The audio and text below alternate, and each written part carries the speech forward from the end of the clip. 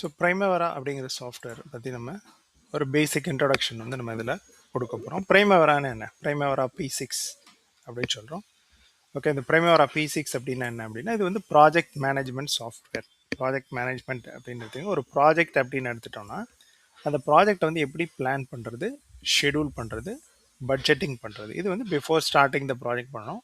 Once உங்கள் project வந்து நீங்கள் ஸ்டார்ட் பண்ணிட்டீங்க அப்படின்னா, ஸோ உங்கள் பிளான் படி ஒர்க்கு நடக்குதா நடக்கலையா அப்படிங்கிறத வந்து நம்ம பார்க்கணும். சரிங்களா? அதை ரிப்போர்ட் எடுத்து கொடுக்கணும். So tracking progress and reporting சொல்லுவோம்.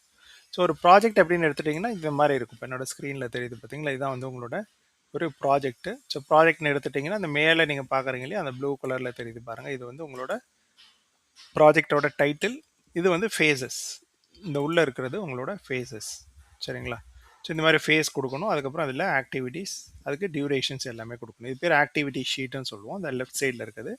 இந்த ரைட் சைடில் இருக்கிறது பார்த்தீங்க அப்படின்னா உங்களோட டைம் ஸ்கேல் அப்படின்னு சொல்லுவோம். ஸோ டைம் ஸ்கேல் என்ன காமிக்கும் அப்படின்னா, உங்கள் ப்ராஜெக்டோட ஷெடியூல் வந்து உங்களுக்கு காமிக்கும். இப்போ நீங்கள் ஆக்டிவிட்டீஸ் எல்லாம் கொடுத்துருக்கீங்க இல்லையா, ஸோ அது வந்து உங்களுக்கு இந்த ரைட் சைடில் உங்களுக்கு காமிக்கும், ஒரு பாரில் காமிக்கும். இது பேர் கேன் சார்ட். கேன் சார்ட்னா என்னென்னா, ஆக்டிவிட்டி கொடுக்குறீங்க, அது டியூரேஷன் கொடுக்குறீங்களா, அந்த டியூரேஷனுக்கு ஏற்ற மாதிரி ஒரு பார் கிரியேட் ஆகும். ஓகே, ஸோ இதுதான் வந்து நம்ம என்ன சொல்கிறோன்னா, ஓகே, இந்த ரைட் சைடில் இருக்கிறது கேன் சார்ட், லெஃப்ட் சைடில் இருக்கிறது ஆக்டிவிட்டி ஷீட். ஒரு ப்ராஜெக்ட் அப்படின்னு எடுத்துட்டோம்னா நம்ம ஒரு 5 விஷயம் பண்ணுறோம். Planning, scheduling, budgeting, tracking progress, reporting. Planning அப்படின்னா என்ன? ஸோ உங்கள் ப்ராஜெக்ட் டைட்டில் கொடுத்துருங்க. உங்கள் ப்ராஜெக்ட்டுக்கு என்னென்ன ஆக்டிவிட்டீஸ் எல்லாம் வேணுமோ அதெல்லாம் நம்ம கொடுக்கணும். அந்த ஆக்டிவிட்டி பண்ணுறதுக்கு எவ்வளோ நாள் ஆகும் அப்படிங்கிறத இந்த டியூரேஷன்ஸ் வந்து நம்ம கொடுக்கணும். ஓகேங்களா? அதான் பிளானிங் அண்டு ஷெடியூலிங்கிறது. ஸோ ஷெடியூலிங்கிறது அந்த சீக்வன்ஸாக கொடுக்குறது. எந்த ஒர்க்குக்கு அப்புறம் எந்த ஒர்க்கு ஸ்டார்ட் ஆகணும், எந்த ஒர்க்குக்கு எந்த ஒர்க்கு ஸ்டார்ட் ஆகணும், அந்த மாதிரி ஃபுல்லாக கொடுத்தீங்கன்னா ஸோ உங்களோட ஷெடியூல் கிடச்சிரும். இந்த மாதிரி ஒரு கேன் சார்ட் கிடைக்கும். உங்கள் ப்ராஜெக்டோட ஸ்டார்ட் என்ன, ஃபினிஷ் என்னங்கிறத உங்களால் கண்டுபிடிச்சிடலாம். Total duration of the project, start date, finish date கேட்கும். இதுதான் நம்ம என்ன சொல்கிறோம், உங்கள் ப்ராஜெக்டோட ஷெடியூல் அப்படின்னு சொல்கிறோம். சரிங்களா? இதுதான் ஃபஸ்ட்டு வந்து நம்ம க்ரியேட் பண்ணணும்.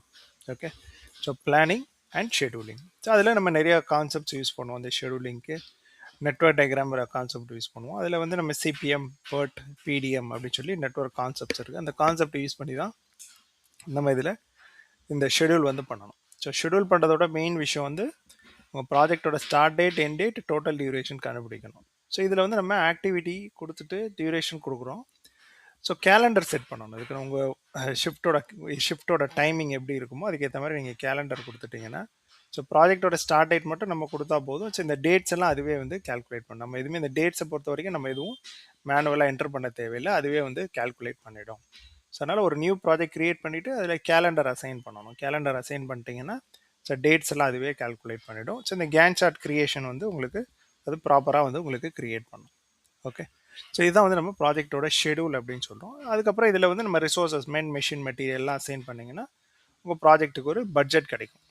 ஸோ இந்த பிளானிங், ஷெடியூலிங், பட்ஜெட்டிங் தான் ஃபஸ்ட்டு க்ரியேட் பண்ணணும். க்ரியேட் பண்ணிவிட்டு உங்களோட டாப் மேனேஜ்மெண்ட்டுக்கு அப்ரூவல் கொடுக்கணும். ஒன்ஸ் அவங்க அப்ரூவ் பண்ணிட்டாங்கன்னா ஸோ பிளான் படி ஒர்க் நடக்குதா நடக்கலையா அப்படின்னு பார்க்குறது வந்து ட்ராக்கிங் ப்ராக்ரஸ் அண்ட் ரிப்போர்ட்டிங் அப்படின்னு சொல்லுவோம். ஸோ இந்த ஒர்க்கை வந்து ட்ராக் பண்ணி இது எவ்வளோ பர்சன்டேஜ் கம்ப்ளீட், இப்போ 0% காமிக்குது. ஸோ எவ்வளோ பர்சன்டேஜ் வந்து உங்களுக்கு ஒர்க் கம்ப்ளீட் ஆயிருக்கு அப்படிங்கிறத வந்து உங்களுக்கு காமிக்கும். இப்போ ஃபார் எக்ஸாம்பிள் வந்து இப்போ நம்ம ட்ராக் பண்ண இதை வந்து உங்களுக்கு காமிக்கிறேன். ஸோ இது வந்து ப்ராஜெக்ட் எக்ஸிக்யூட் ஆனதுக்கப்புறமா, சரிங்களா, ப்ராஜெக்ட் எக்ஸிக்யூட் ஆன பிறகு பார்த்தீங்கன்னா இந்த மாதிரி தெரியும். ஓகே, ஸோ இது வந்து பேஸ் லைன் சொல்லுவோம். எல்லோ கலரில் கீழே இருக்கிறது உங்களோட பேஸ் லைன். பேஸ் லைனுங்கிறது உங்கள் அப்ரூவ்ட் ஷெடியூல். இது வந்து ஆக்சுவல் ப்ராக்ரஸ் மேலே வருது. இதில் காமிக்குது பாருங்கள் எவ்வளோ பர்சன்டேஜ் ஒர்க்கு கம்ப்ளீட்டாக இருக்குது, ரிமைனிங் எவ்வளோ இருக்குது. ஸோ இதை வந்து நம்ம அப்டேட் பண்ணணும். ஸோ நம்ம அப்டேட் பண்ண வந்து உங்களுக்கு இந்த ரிப்போர்ட் வந்து உங்களுக்கு கிடைக்கும். ஸோ ட்ராக்கிங் ப்ராக்ரஸ் ரிப்போர்ட் வந்து கிடைக்கும். இது அப்படியே நீங்கள் ரிப்போர்ட்டாக எடுத்து உங்கள் ப்ராஜெக்ட் மேனேஜர்ஸ்க்கு கொடுக்கணும். ஸோ ட்ராக்கிங் ப்ராக்ரஸ் ரிப்போர்ட், ப்ராஜெக்டோட ப்ராக்ரஸ் எவ்வளோ தூரம் முடிஞ்சிருக்கு, எவ்வளோ ஒர்க் ரிமைனிங் இருக்குது அப்படிங்கிறத வந்து நம்ம பண்ணணும். ஸோ ஒரு ஆன்கோயிங் ப்ராஜெக்டை வந்து நம்ம மேனேஜ் பண்ணுறதுக்கு இந்த சாஃப்ட்வேர் வந்து யூஸ்ஃபுல்லாக இருக்கும்.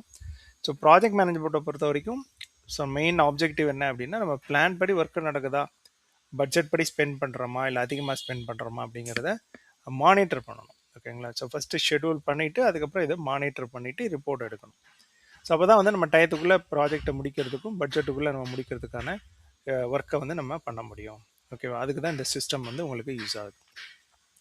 ஸோ ப்ரைமவரா பொறுத்த வரைக்கும் இது வந்து நம்ம ப்ராஜெக்ட் மேனேஜ்மெண்ட் சாஃப்ட்வேர் அப்படின்னு சொல்கிறோம். இந்த ப்ராஜெக்ட் மேனேஜ்மெண்ட் சாஃப்ட்வேரோட அப்ளிகேஷன் வந்து அதுதான். எந்த மாதிரியான இண்டஸ்ட்ரியில் யூஸ் பண்ணுறாங்க அப்படின்னு எடுத்துட்டிங்கன்னா, உங்களுக்கு so oil and gas projects அதில் யூஸ் பண்ணுறாங்க, கன்ஸ்ட்ரக்ஷன் இண்டஸ்ட்ரீஸில் யூஸ் பண்ணுறாங்க. ஓகேங்களா? ஸோ அதனால் வந்து ப்ராஜெக்ட்டுன்னு எங்கெங்கே இருக்கோ அந்த எல்லா இண்டஸ்ட்ரியிலையுமே உங்களுக்கு இந்த சாஃப்ட்வேர் வந்து யூஸ் பண்ணிக்கிட்டு இருக்காங்க. Okay.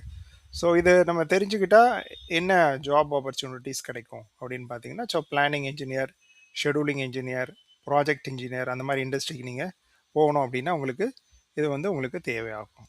So mechanical engineers, civil engineers, electrical engineers அவங்க எல்லாருமே பண்ணலாம்.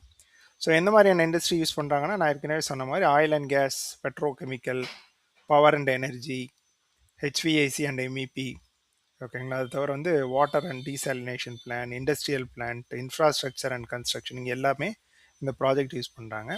ஸோ இதை படிக்கிறதுனால நமக்கு என்ன ஜாப் ஆப்பர்ச்சுனிட்டி அப்படின்னு பார்த்தீங்கன்னா, planning engineer, project engineer, project scheduler, project coordinator.